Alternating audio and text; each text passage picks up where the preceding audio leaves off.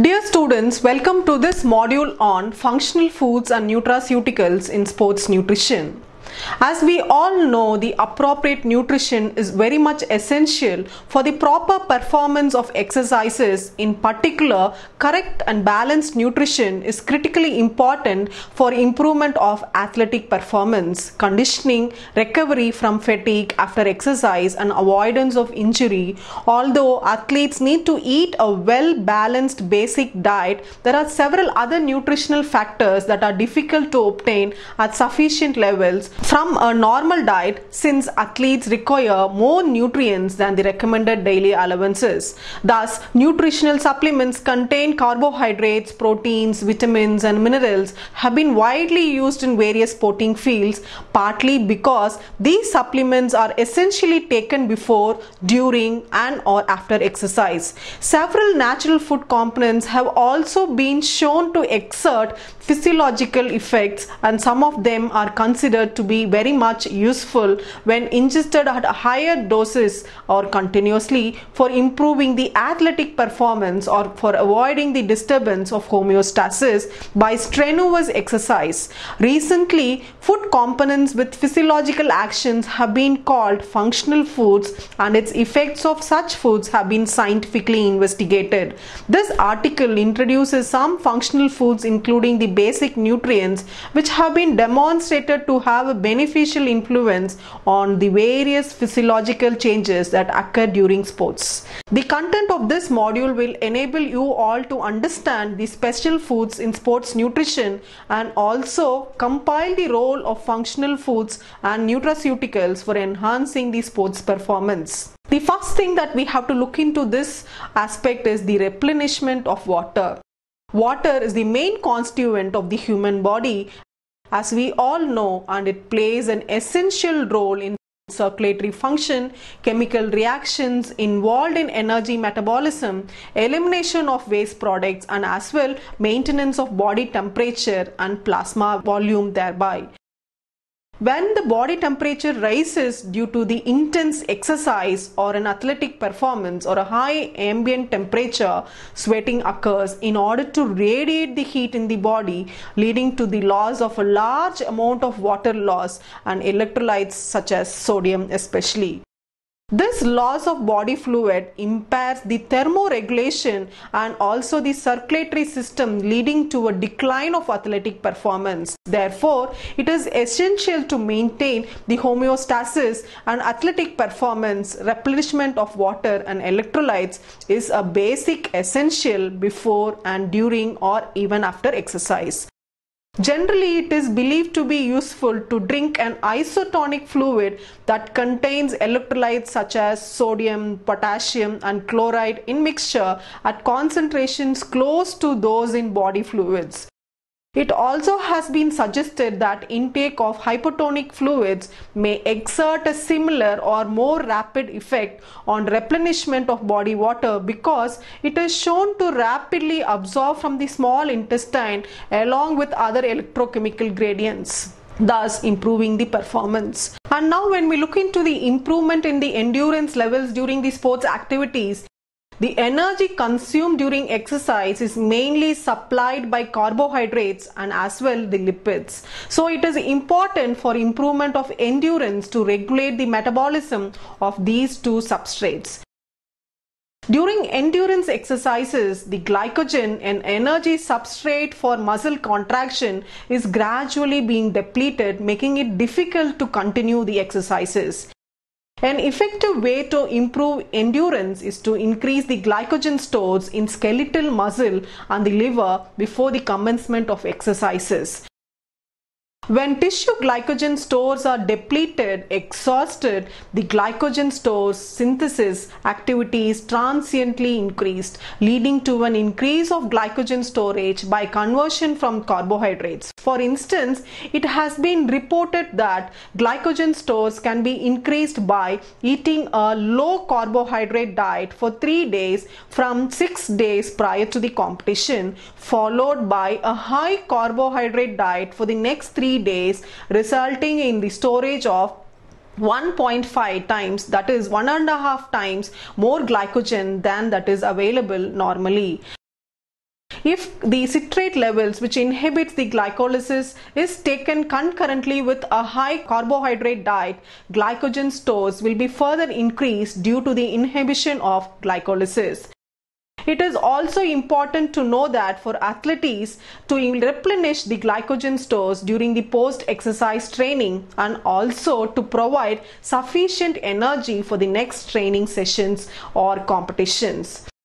For rapid replenishment of glycogen stores, a high carbohydrates diet can be an effective way.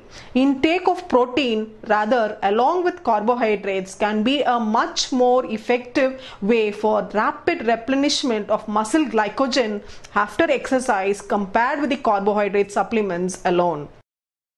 When prolonged exercise happens and it will be performed, such as a marathon, taking carbohydrates immediately before or during exercise, it is also an effective method of improving the endurance.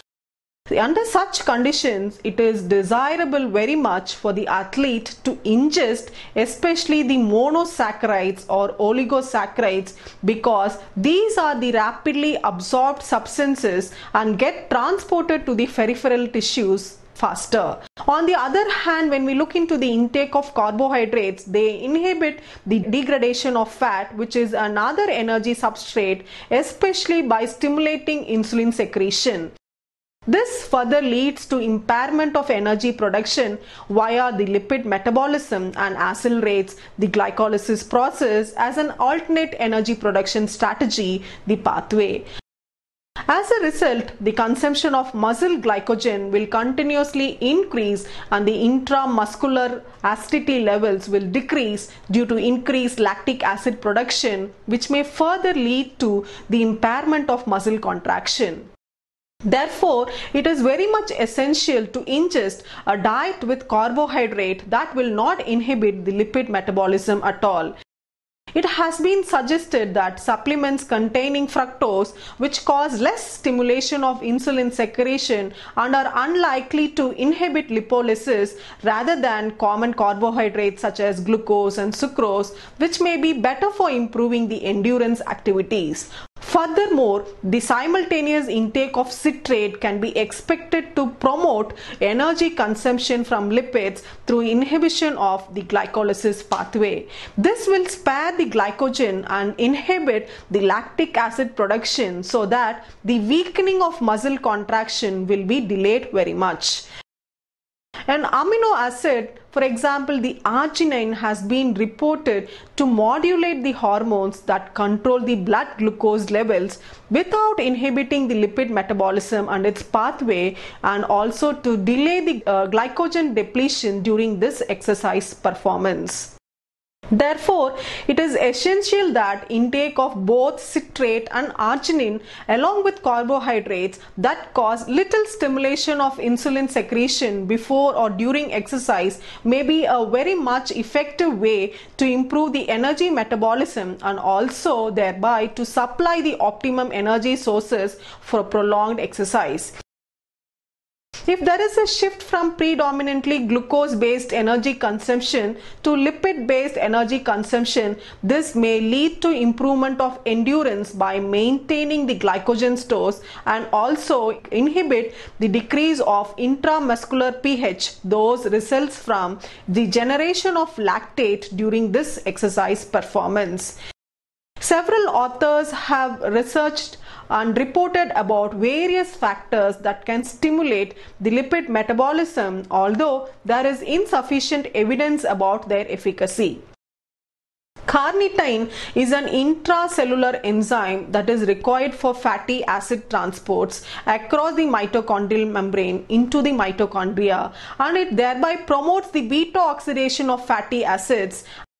Carnitine supplementation is expected to activate the lipid metabolism in the skeletal tissues and muscles and also to achieve the sparing of glycogen stores in the body. Persons performing aerobic training intake of 2 to 4 grams of carnitine just before the exercise or on a daily basis was reported to increase the maximum oxygen consumption, that is the anaerobic threshold, and also inhibits the accumulation of lactic acid after exercise. The effect of caffeine on endurance has also been studied and reported scientifically. Now, when we look into the enhancement of muscle strength, it is well known that strength of a muscle is generally proportional to its cross-sectional area, and it is necessary to increase the muscle bulk in order to enhance the strength of the muscles. Muscle tissue is mainly composed of proteins such as actin and myosin and also has water in it.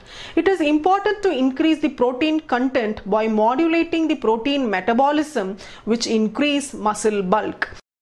In other words, we can say that muscle bulk and strength can be increased by promoting the protein synthesis or by inhibiting the protein dehydration. Resistant exercises is aimed at increasing the muscle bulk, and it enhances the secretion and as well production of various growth hormones and growth factors together. Various other food components have also been studied to determine the effects on muscle strength and muscle mass.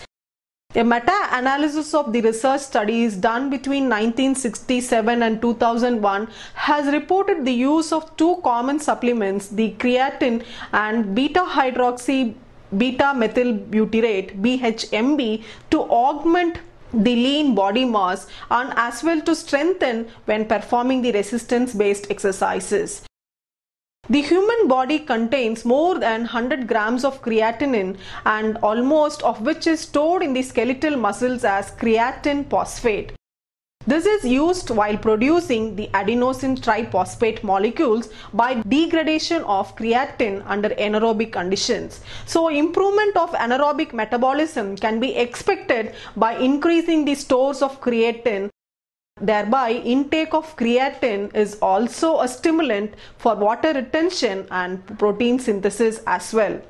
It has been reported that the intake of more than 3 grams per day of creatine increases the intramuscular content of creatine phosphate and thereby finally improve the endurance, especially during activities with a higher power output such as short distance running or resistant exercises, as well as improving the muscle strength.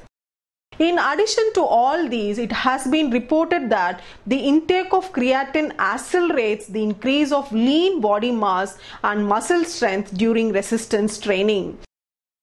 This butahydrate is a metabolite of branched chain amino acid leucine, and it also increases the muscle bulk by inhibiting the degradation of protein via an influence on the metabolism of branched chain amino acids. It has also been reported that intake of 1.5 to 3 grams per day for more than 3 to 8 weeks achieves a greater increase of muscle mass and power when compared with the intake of the placebo. And now when we look into the ways of prevention of injuries or fatigue during these sports activities, strenuous physical activity or unaccustomed exercises usually lead to injury to the muscles, release of muscular protein and as well the muscle pain.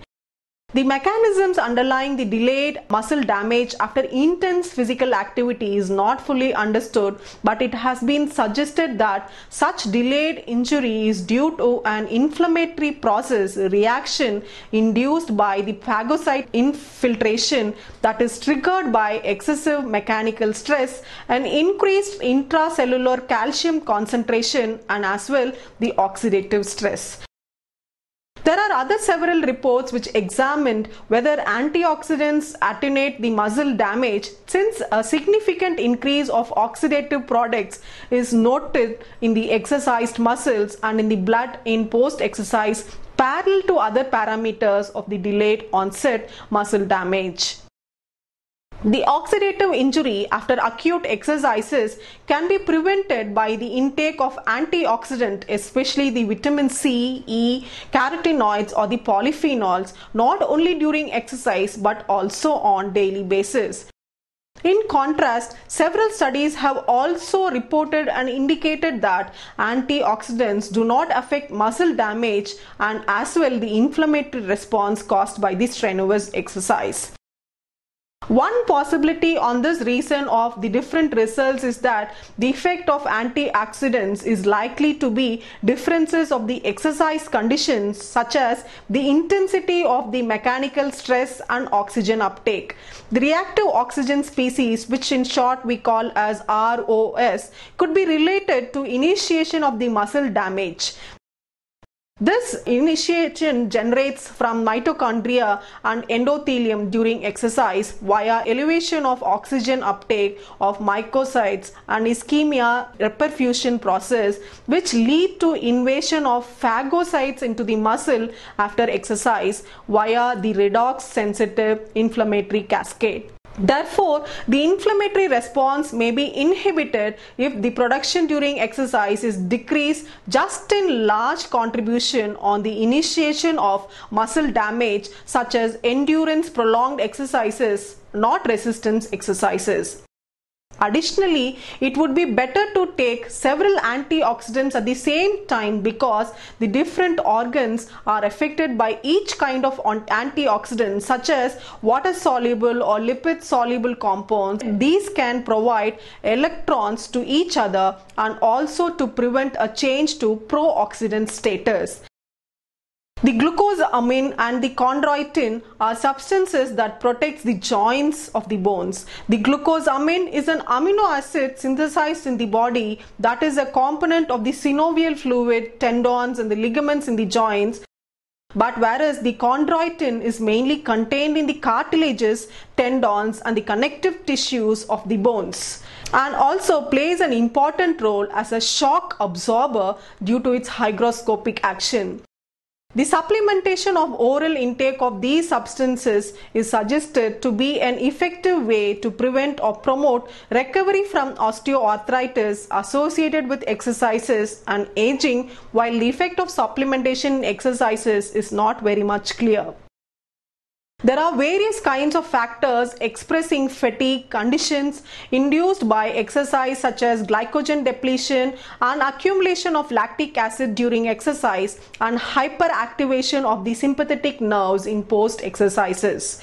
As mentioned above, the recovery of the glycogen storage in the muscle is very much promoted by a high carbohydrate diet. At the same time, when we look, it is more effective that to take a factor with an inhibitory effect on glycolysis such as citrate and consider the timing of carbohydrate intake. Also, lactate accumulation in muscle inhibits the capacity of muscular contraction associated with the acidity levels and decrease in muscle levels, which could be one of the fatigue conditions.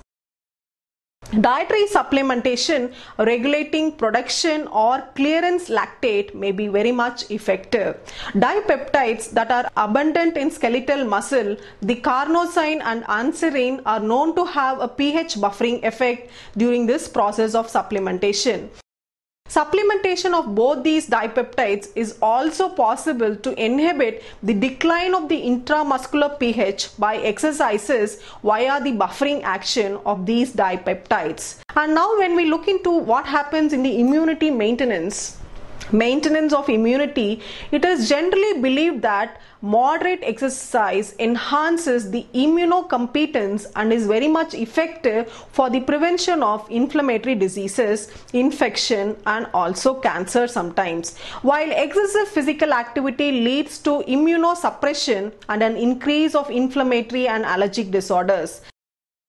Susceptibility to infections following excessive physical activity is much ascribed to an increase in production of immunosuppressive factors such as adrenocortical hormones and an inflammatory cytokines, leading to a decrease in the number and activity of circulating natural killer cells and T cells, as well as the lower immunoglobulins A concentration in the saliva. Therefore, athletes performing high intensity training are exposed to the risk of immunocompetence.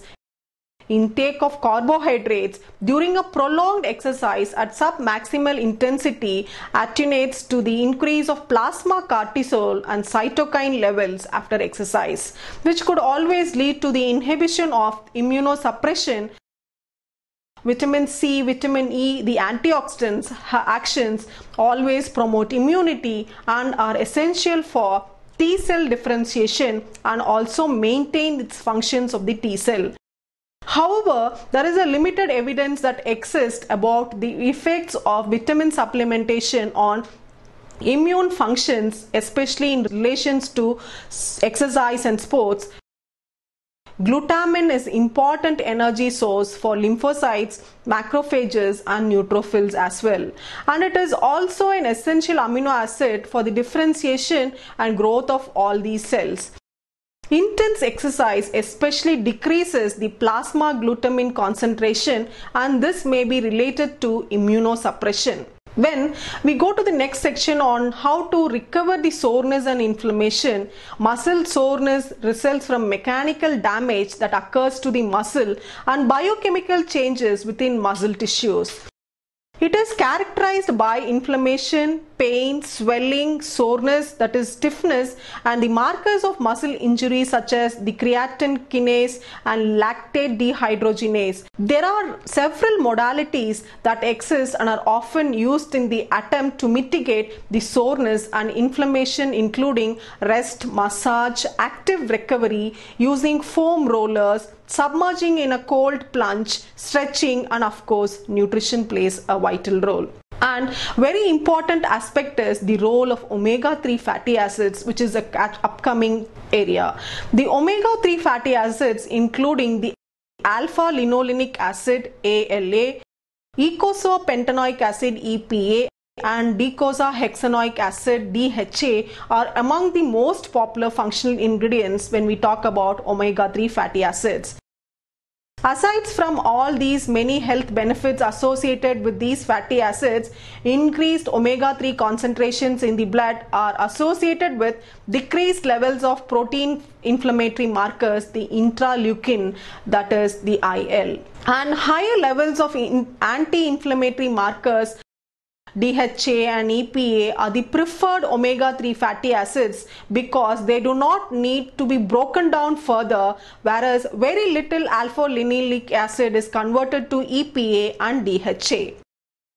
The researches on omega-3 fatty acids and soreness inflammation is both minimal and equivocal and not involve functional products.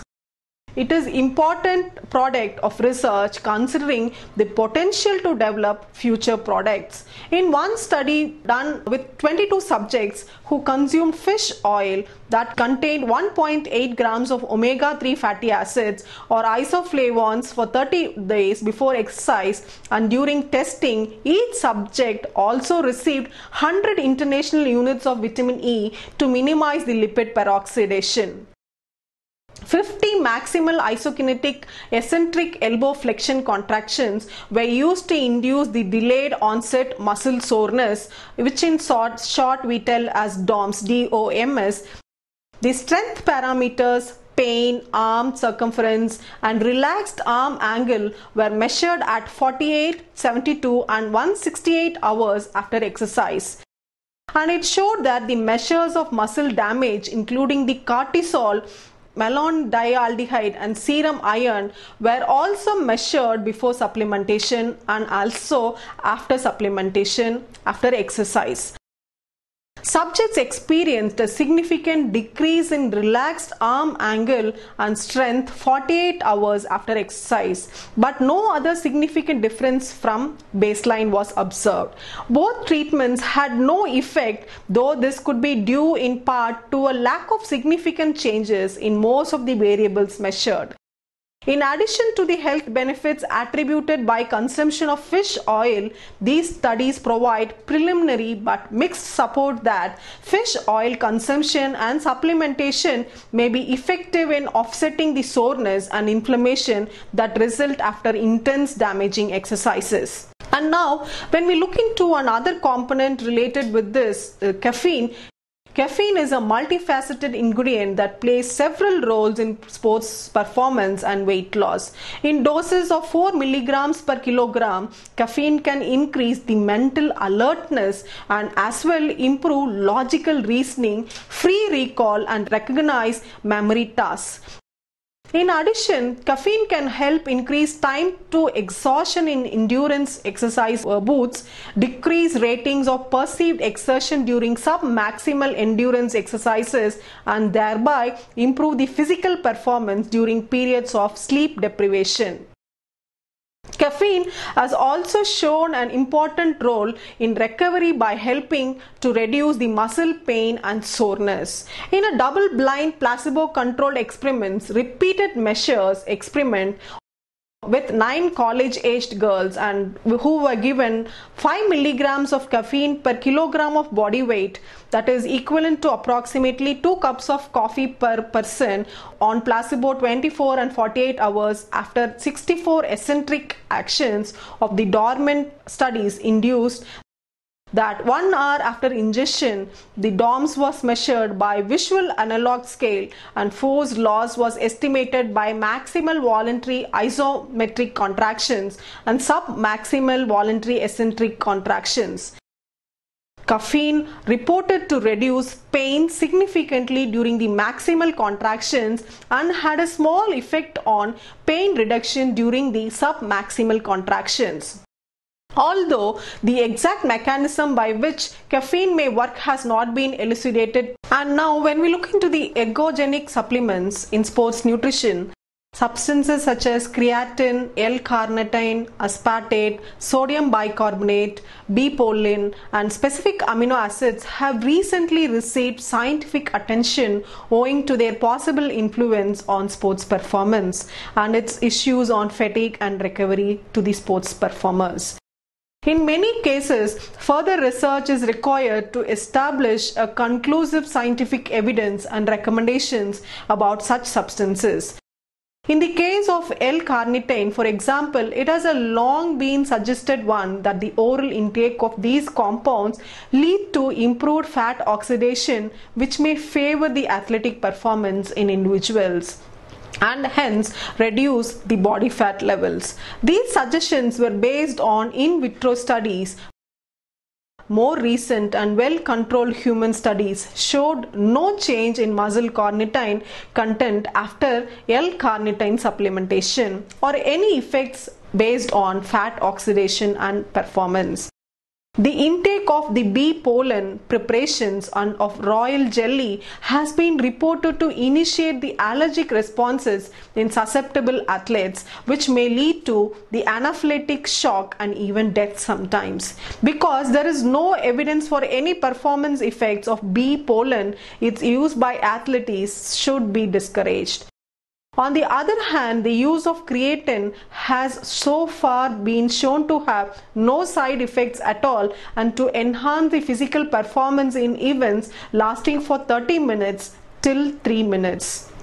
As well in cases of repetitive sprinting, but not in case of endurance events or explosive activities such as throwing and jumping events. And at last, as a conclude to this model, due to a social background that includes changes of dietary habits, an aging population, and increased medical costs, people always have shown to have growing interest in health and come to expect complex and diverse action through foods. In recent years, various food factors that fulfill such requirements have been evaluated scientifically to determine whether there are any physiological effects like prevention of diseases. In the sports market, a variety of functional foods are available, but among these functional foods, some have not clearly demonstrated any efficacy and others are advertised with inappropriate and exaggerated claims. So as consumers and sports performance, we are often confused. Some of the food components described in this module should be studied further further because of differing views with regard to their efficacy and their different reports. Furthermore, the effectiveness of the components may differ according to gender between individuals and with the mode of ingestion, so that the optimum method of intake of the quantity and quality of foods to be ingested and the timing of the meal to be established in accordance with the purpose of using each food as a functional property, the physiological changes by exercise. In the future guidelines for the use and evaluation of these system of sports functional foods should be established with backing by clear scientific evidences related to individual foods and must be customized for sports performers individually. Thank you.